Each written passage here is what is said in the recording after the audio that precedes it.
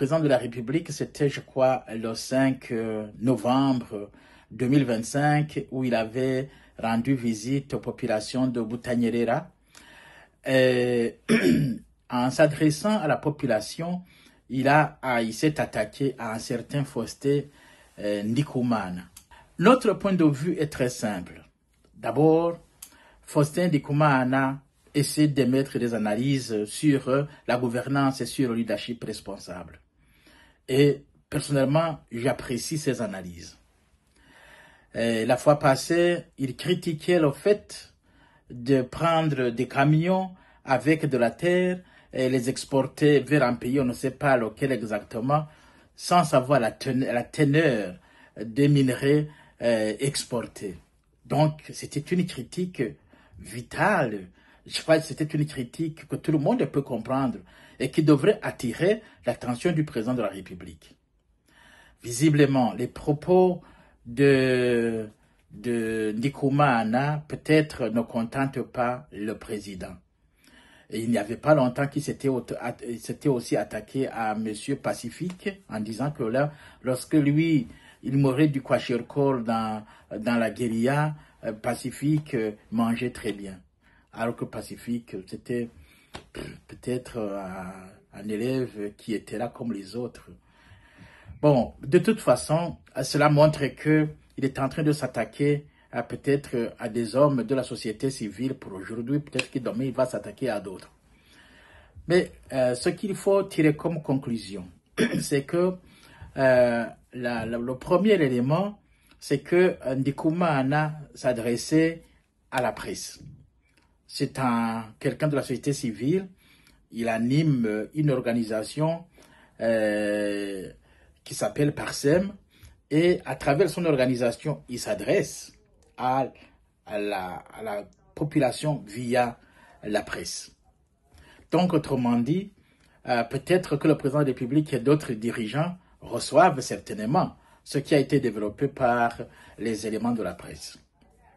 Mais ce qui est sûr, il n'apprécie pas, il n'a pas apprécié ou il n'apprécie pas en général ce qui est développé par Faustin Ndikumana. Deuxième élément, Faustin Ndikumana parle de la gouvernance, comme c'est déjà dit, et parle de leadership responsable. Pour le président de la République, il s'adressait à la population de Butanyerera. Et notez que Faustin Ndikumana est natif de Butanyerera. Ça veut dire que parmi la population, il y en a qui peuvent connaître la personne de Faustin Ndikumana.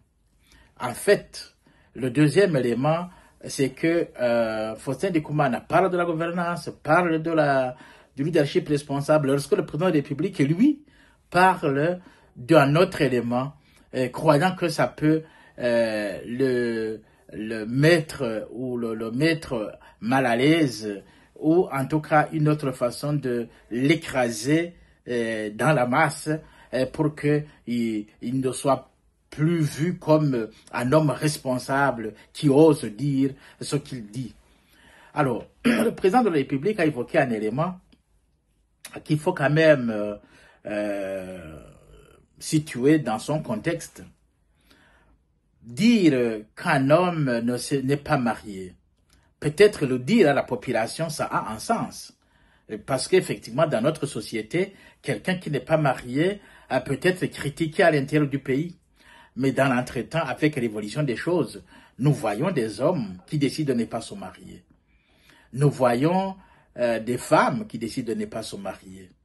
Nous voyons des gens qui se marient et avec retard. Mais dans l'entretemps, ça gêne qui? Est-ce que quelqu'un qui n'est pas marié n'est pas un homme, ne peut pas être un homme responsable? Est-ce qu'un homme qui est marié ne peut pas être un homme non responsable? En tout cas, l'expérience des Burundais est très riche en la matière. Nous connaissons des hommes mariés, mais qui ne rendent aucun service à la société ou qui détruisent la société. Nous avons des hommes non mariés qui sont utiles à la société. Donc, autrement dit, la gouvernance et le leadership, c'est être utile à la société. Maintenant, si on devrait comparer ce que fait le président de la République et ce que fait Ndikumana, peut-être, je ne sais pas, qui aurait beaucoup plus de points.